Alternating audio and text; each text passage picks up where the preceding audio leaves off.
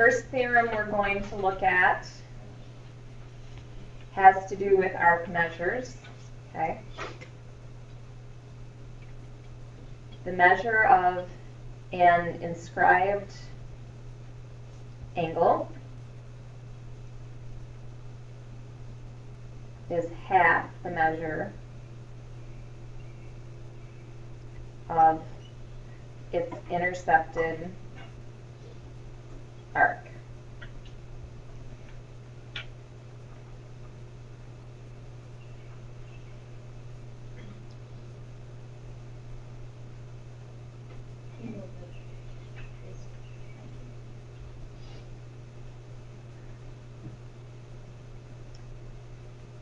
So if I know my arc length is 140 and I'm looking for the angle measure for x,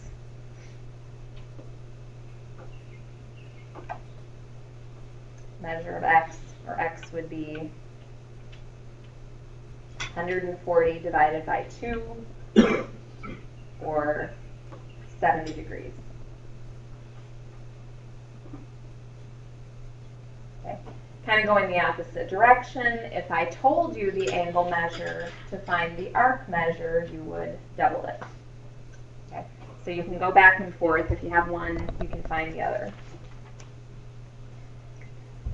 All right, so a couple examples using this theorem.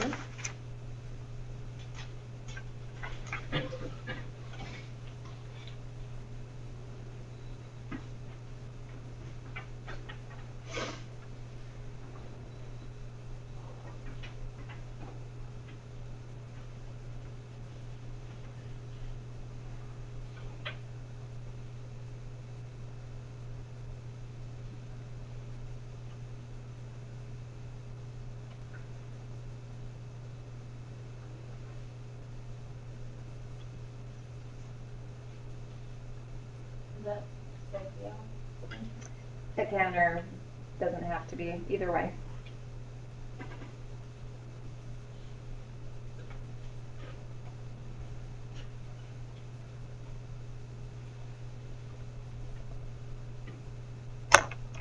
All right. In this diagram, okay, and some of these, if you don't quite know where to start by labeling what you can do.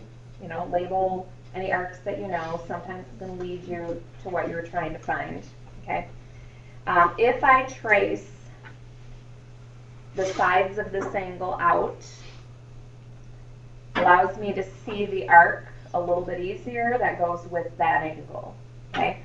So that arc goes with the 60-degree angle. So what would my arc measure be? Yeah, it's 60 times 2, or 120 degrees. Okay, so what I mean is you might want to label the 120 because we're probably going to need it for something else. Okay, if I trace the angle that is, or the sides of angle y out, then I can clearly see what arc y corresponds to. The intercepted arc is all of this, which is 120 plus 30. So that entire arc is 150. So y should be half of that, right? So y should be 150 divided by 2, or 75 degrees.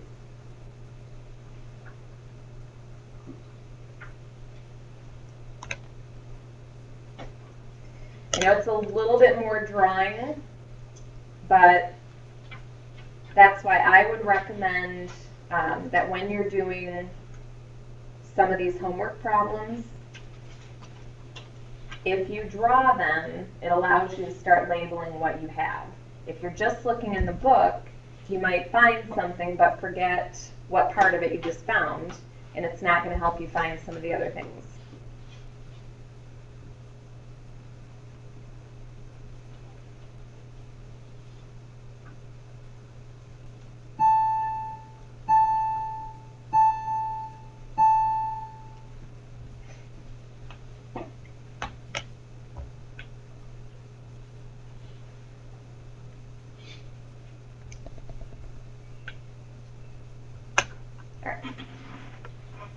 So in this diagram, we start tracing out what we're, pick an angle. We're obviously looking for two angle measures.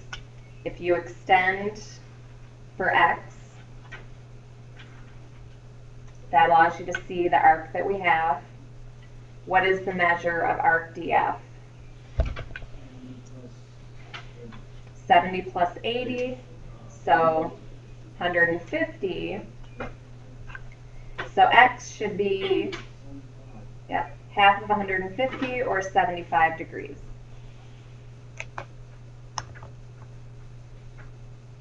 You can label that if you want. Then for y,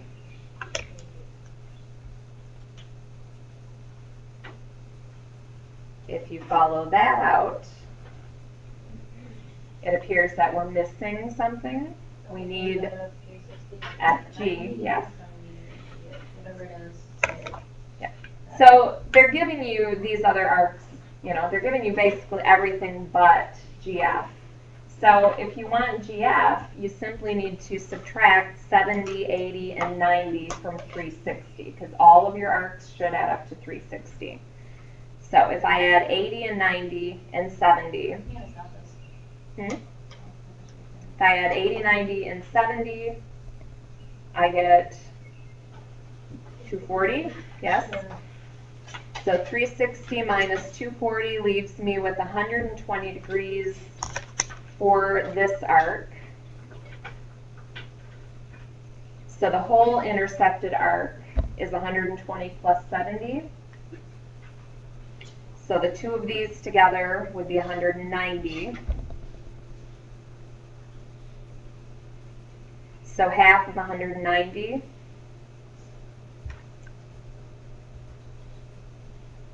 is 95 degrees. So y should be 95.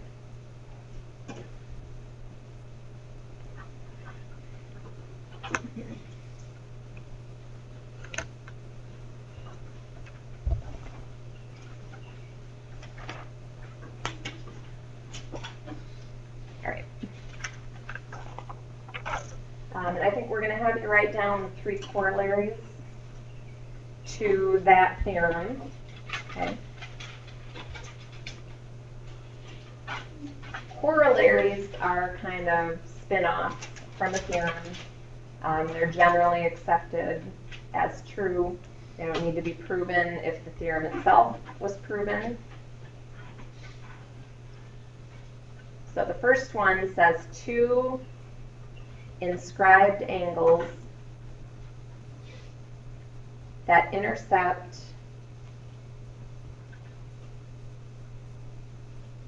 the same arc are congruent.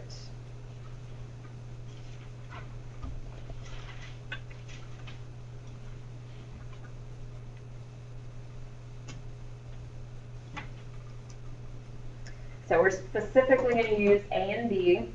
Pick another point on your circle, C, and draw an angle from C to A and B. Okay. So AB is an intercepted arc for angle ACB. Okay.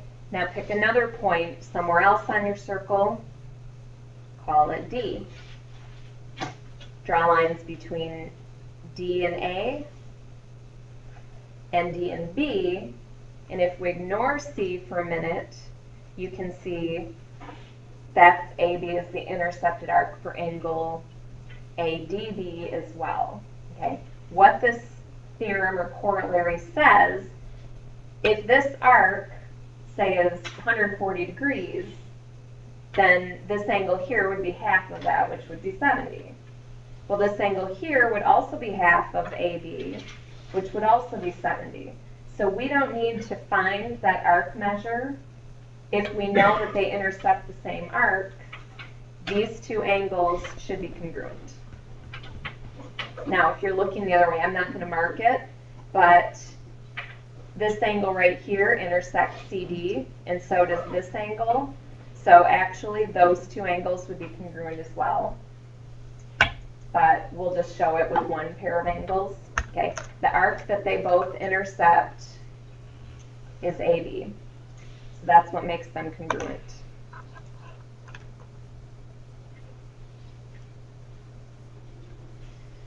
The second corollary says an angle inscribed in a semicircle is a right angle.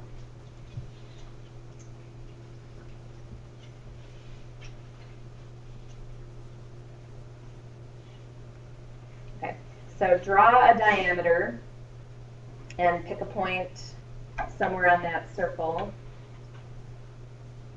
and connect it to the ends of your diameter. Okay. If we're talking about the intercepted arc, that's 180 degrees, right? So this angle would automatically be 90 because it's got to be half of the 180. So if you have a triangle that fits, that part of it is your diameter and the rest is inside, then this is automatically a right angle. Okay. We'll do the other corollary after you come back in part 2.